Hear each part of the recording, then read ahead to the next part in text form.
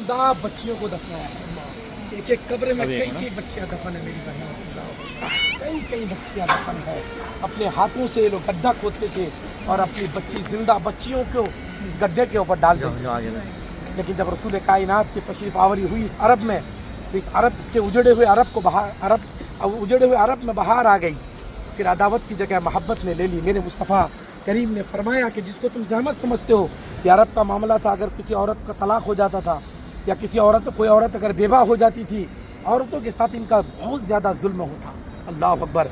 मेरे मुस्तफ़ा करीम ने फरमाया, और हुजूर ने खुद हज़रत खदीजा से निकाह फरमा करके पूरी दुनिया को क्या पैगाम दिया। हज़रत खदीजा की उम्र 40 साल की थी, हुजूर की उम्र 25 साल की थी। तो ये वो जगह है जहाँ पे जिंदा बच्चियों को दफनाए गए। देखिए, ये लोग चाहते थे इनको हरम में लेने के लिए या टावर खड़ा करने के लिए।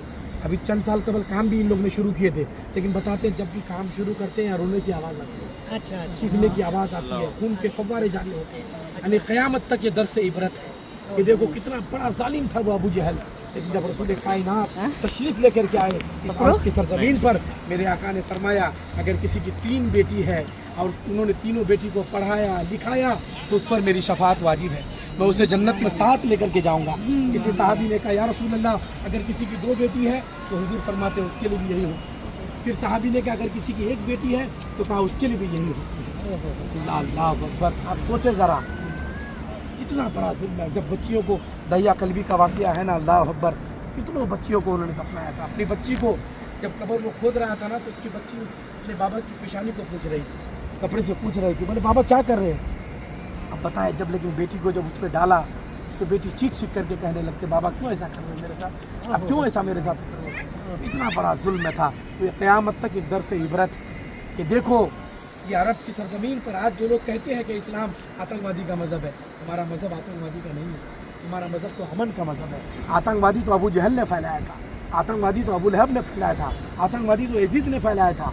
इमाम अली मकाम ने तो सर दे के इस्लाम को बचा लिया, जान दे करके इस्लाम को बचा लिया। मेरी बहनों, हज़रत ज़ैनब रज़ी अल्लाह तआला अन्हा अपने दोनों बच्चों को दूल्हा बना करके अपने भाई की खिदमत में पेश की थी कि भाईजान, मैंने हदीस रसूल मेरे नाना की हदीस सुना है कि सदका बलाओं को दूर कर देता है, आज मैं अपने दोनों बच्चों को आप पर सदका कर दूँ।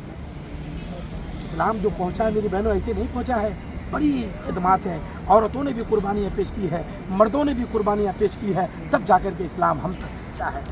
आज अल्लाह का करोड़ एहसान है कि हम मुसलमान हैं, मुसलमान के घराने में पैदा हुए हैं। नबी आखिर ज़मा की उम्मत में अल्लाह ने हमें पैदा फरमाया है। अल्लाह ताला की बारगाह में दुआ है। और इसी जगह पे हज़रत सुमैया भी है, ये पहली खातून है जो जामे शहादत से सरफराज हुई।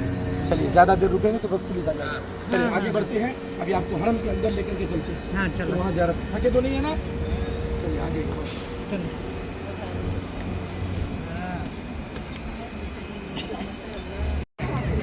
ये वही जगह है जहाँ बच्चियों को और बच्चियाँ पैदा होती थी, लड़कियाँ पैदा होती थी तो उन्हें दफना दिया जाता था जिंदा। ये हरम शरीफ के बाजू की जगह है।